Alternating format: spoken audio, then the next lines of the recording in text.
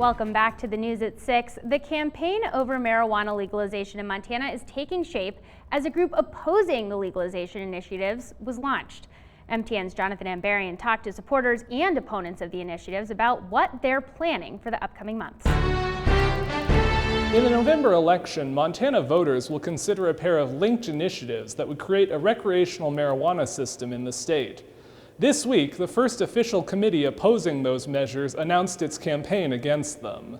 The group Wrong for Montana has begun placing billboards around the state, calling for voters to reject I-190 and CI-118. Leaders say their campaign will highlight the negative effects they believe recreational marijuana has had in other states. All you have to do is go to Colorado for a test site. They've been up and running now for 8 years. And if you look at the traffic accidents, you look at the emergency room, you look at the vagrants that are on the street, you look at the activity in the black market as well as the regular market down there, it has just exploded.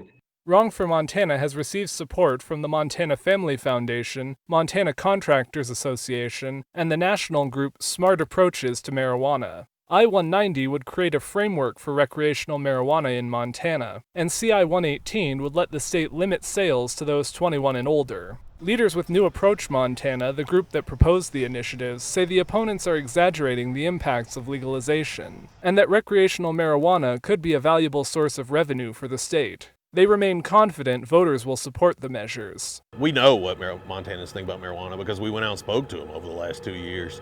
We had very close conversations. And so we're very aware of what Montanans want out of this regulation, and it went into the writing of it.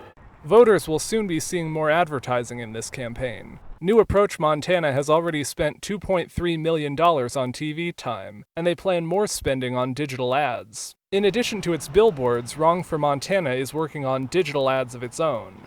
Also this week, the Montana Contractors Association announced its endorsement of Congressman Greg Gianforte, the Republican candidate for governor, pointing to his opposition to legalization.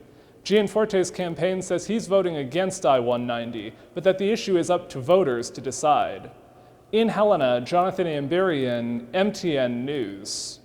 All right, and we'll wrap things up here on the news at 6 when we return.